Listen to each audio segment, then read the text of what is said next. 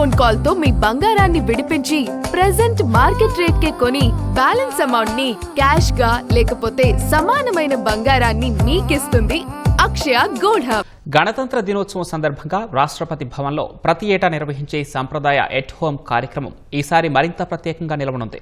At హోమ్లో భాగంగా ఈ ఏడాది రూపొందించిన ఆహ్వాన పత్రిక ప్రత్యేక ఆకర్షణగా నిలుస్తోంది. ఈశాన్య రాష్ట్రాల సంస్కృతి సంప్రదాయాలు ఉట్టిపడే విధంగా ఈ పత్రికలను రూపొందించినట్లు రాష్ట్రపతి ద్రౌపది ముర్ము ఎక్స్ వేదికగా తెలిపారు.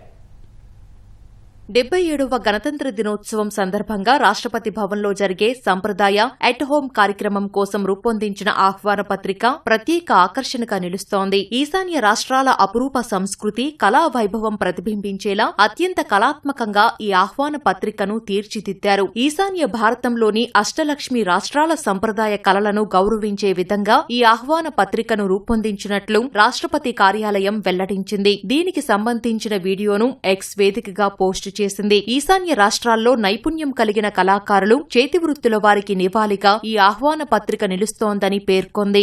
భారతీయ సంస్కృతిని ప్రపంచానికి చాటి చెప్పడం కోసం రాష్ట్రపతి ఈ ప్రత్యేక ఆహ్వాన పత్రాన్ని ఎంపిక చేసినట్లు అధికారులు తెలిపారు. ఈశాన్య భారతంలోని వివిధ రాష్ట్రాల వాణిజ్య, శిల్ప, వస్త్రకళా నైపుణ్యాలను ప్రదర్శించేలా చిన్న పుస్తకాలు, కళాకృతి నమూనాలు, హస్తకళా వస్తువులు ఇందులో పొందుపరిచినట్లు చెప్పారు. నార్త్ ఈస్ట్ రాష్ట్రాల్లోని సహజ సిద్ధమైన అందాలను తలపించేలా అత్యంత కళాత్మకంగా తయారు చేసిన ఈ ఆహ్వాన పత్రికను అహ్మదాబాద్లోని నేషనల్ ఇన్స్టిట్యూట్ ఆఫ్ డిజైన్ రూపొందించింది. ప్రతి సంవత్సరం గణతంత్ర దినోత్సవ వేడుకలకు దేశ విదేశాల ప్రముఖుల కోసం ఎట్ హోమ్ కార్యక్రమాన్ని రాష్ట్రపతి భవన్లో నిర్వహించడం ఆనవాయితీగా వస్తోంది. అయితే ఈసారి విచ్చేసే అతిథులకు భారత సాంస్కృతిక కళ వారసత్వాన్ని స్వయంగా తెలుసుకుని వారికి జీవితాంతం గుర్తుండేలాగా ఈ ఆహ్వాన పత్రికను ఇలా అద్భుతంగా తీర్చిదిద్దారు.